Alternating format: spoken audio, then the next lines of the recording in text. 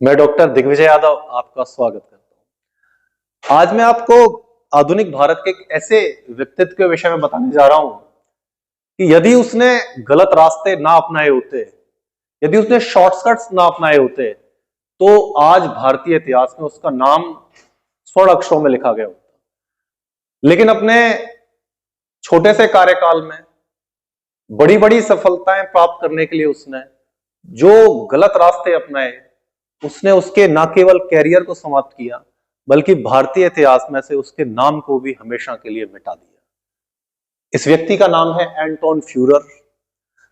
आप में से अधिकांश लोग इस व्यक्ति के नाम से परिचित ही नहीं होंगे, लेकिन एक बहुत महत्वपूर्ण व्यक्तित्व है ये आधुनिक भारत के पुरातत्व के संदर्भ में। एक्चुअली में एंटोनी फ्यूरर जो था एक जर्मन व्यक्ति था, जर्मन इंडोलॉजिस्ट था।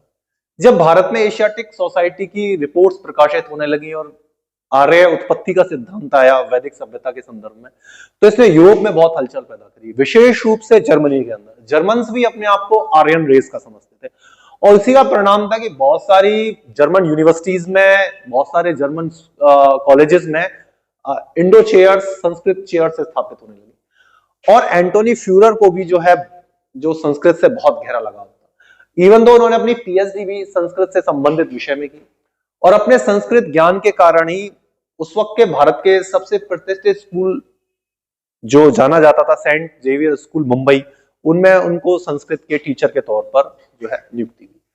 लेकिन जिसे कहते हैं ना कि पूत के पांव तो पालने में नजर आते हैं। एंटोनी फ्यूरर जो था वो James Prinsep, Max Muller, Charles Wilkins जैसी सफलताएं प्राप्त करना चाहता था।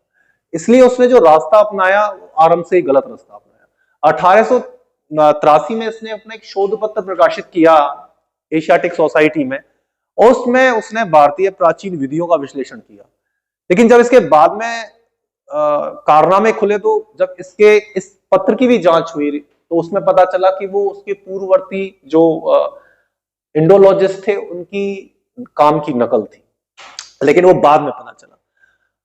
उसके बाद इसको 1885 में लखनऊ में क्यूरेटर के तौर पर नियुक्त किया गया। क्योंकि इसकी पुरातत्व में भी गहरी रुचि थी, इसलिए भारतीय पुरातत्व सर्वेक्षण विभाग ने इसको अंशकालिक कर्मचारी के तौर पर भारत में एक नियुक्ति प्रदान कर दी। और 1888 से 91 के बीच में इसने मथुरा में कंकाली टीले का वैज्ञानिक उत्खनन करवाया। बहुत इंटेलिजेंट बंदा बहुत था, इसमें दिमाग बहुत ज्यादा था, लेकिन इसने दिमाग गलत जगह बहुत लगाया। तो उस कंकाली टीला का जब भी हम एंशिएंट हिस्ट्री को पढ़ते हैं तो जैन धर्म से संबंधित साइट है, जहां पर जैन धर्म से बहुत सारी पुरातात्विक अवशेषों की प्राप्ति हुई थी। उसमें काफी सारी मूर्तियां भी निकली थी। लेकिन इसने वहां से अनेक प्राचीन जैन शिलालेखों को प्राप्त होने का भी दावा किया, जो कि बाद के जांच में जब हम आगे उसकी जांच का भी उल्लेख करेंगे तो वो सारे फर्जी साबित हुए। इसी दौर में बक क्राइसिस आ गया इंडिया में। एक्चुअली में एडवर्ड बर्ग जो थे वो एक लिबरल पॉलिटिशियन थे। उनका सोचता था, सोच हो रही थी कि यार इंडिया में जो है पुरातात्विक की खोज हो चुकी है, बहुत सारी लिपियां पढ़ ली गई हैं, अब इस पुरातत्व विभाग की आवश्यकता क्या है।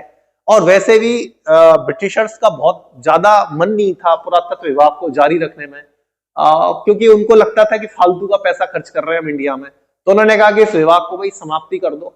और बक ने कहा कि 1895 तक इसके समस्त कर्मचारियों को भी हम बर्खास्त कर देंगे। इसने भाई परेशान कर दिया एंटोनी फ्यूरर को। उसने कहा कि अभी तो भाई मेरा दौर शुरू हुआ है, अभी तो मुझे प्रसिद्धि मिलने लगी है, अगर ये सारे कर्मचारियों को बर्खास्त कर दिया तो मेरा तो कैरियर ही समाप्त हो जाएगा शुरू होने से पहले। तो कुछ ऐसी फर्जी खोजें की जाएं कि जिसके माध्यम से ये पुरातत्व विभाग भी बचा रहे और मेरा जो है उत्थान भी होता रहे। इसलिए उसने फर्जी खोज इसके बाद करनी आरंभ करी। लेकिन जैसा कि मैं बता रहा था कि ये शुरू से ही फर्जी कारनामे कर रहा था। तो 1891 में इसके द्वारा इस क्षेत्र की खुदाई की गई, जिसमें बहुत ज्यादा कोई महत्वपूर्ण अवशेष उनको प्राप्त नहीं हुए। लेकिन उसको आकर्षक बनाने के लिए इसने फर्जी सबूत गढ़ लिए और कहा वहां से बहुत अच्छी पुरातात्विक सामग्री प्राप्त हुई है, बहुत सारे शिलालेख, बहुत सारी मूर्तियां प्राप्त हुई है। इसी प्रकार सांची में उसने 1891 अशोक के शिलालेख को तो खोज लिया, लेकिन उसके साथ साथ उसने ऐसे वर्णन प्रस्तुत किया उस सांची का, उस पुरातात्विक स्थल का, कि वो रिपोर्ट्स बहुत ज्यादा झूठ पर आधारित थी। इसी प्रकार उसके जो फर्जी कारनामे थे उनकी इंतहा 1895 के बाद होने लगी, लेकिन उससे पहले भी उसने कारनामा कर दिया बर्मा में जाके। बर्मा में उसको ब्रिटिश सरकार ने कहा कि यार तुम बहुत अच्छे पुरातत्वविद हो, तो जाओ बर्मा में जाके पता लगाओ कि क्या वहां कोई भारतीय अभिलेख शिलालेख उपस्थित है या नहीं है। ये भाई साहब चले गए बर्मा और वहां जाके उन्होंने खोज करनी शुरू करी, लेकिन कुछ समय बाद उनको वहां कुछ नहीं मिला, क्योंकि बर्मा में भारत का कभी हस्तक्षेप था ही नहीं, मेनलैंड इंडिया का, वहां से कोई अभिलेख भी प्राप्त नहीं कर पाए। लेकिन इनको लगा कि यार खाली आज जाएंगे तो बड़ी बेइज्जती हो जाएगी, तो कुछ तो करना चाहिए। उन्होंने, भाई साहब ने क्या किया, इन्होंने एंटोनी फ्यूरर ने, कि खुद ने ही अपने आप गुप्त शिलालेख, फर्जी गुप्त शिलालेख तैयार कर लिए और उसकी रिपोर्ट भी प्रकाशित कर दी एशियाटिक सोसाइटी में। एशियाटिक सोसाइटी ने भी उस खोज को मान लिया और कहा कि अरे भाई क्या बात है, कि हम तो सोच रहे थे गुप्तों के अभिलेख केवल बंगाल तक ही प्राप्त हो रहे, इनका शासन तो बर्मा तक था। और इनको रातों रात शोहरत और प्रसिद्धि मिल गई, इससे इनका उत्साह और बढ़ गया। इनकी अभी तक चोरी पकड़ी नहीं गई थी, यहां तक जितनी ये चोरी करते आ रहे थे वो चोरी पकड़ी नहीं जा रही थी। इनका उत्साह और बढ़ गया कि यार और चोरी करो और फर्जीपना करो। अब इनका फर्जीपना और आगे बढ़ गया। निगाली सागर में इन्होंने अशोक स्तंभ लेख की खोज कर ली, ये बात तो सही है, लेकिन इसके साथ साथ इन्होंने जो रिपोर्ट प्रस्तुत करी उसमें उन्होंने तमाम फर्जी दावे किए पुरातात्विक अवशेषों के संदर्भ में।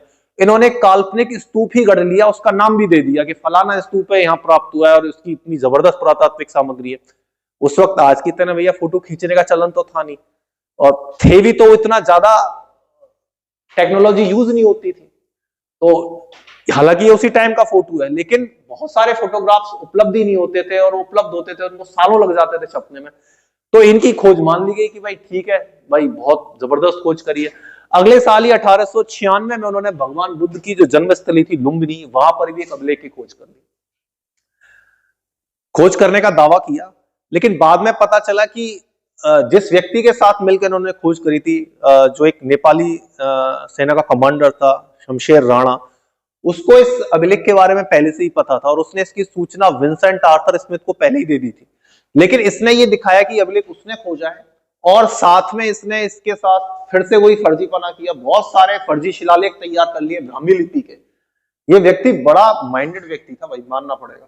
ये खुद ही अभिलेख गढ़ लेता था, इसको लिपि का इतना गहरा ज्ञान था कि पत्थरों पर कैसे लिपि खोदी जाती है। तो फर्जी शिलालेख तैयार कर लिए ब्राह्मी के इसने, यहां से भी शिलालेख और भी प्राप्त हुए इसको।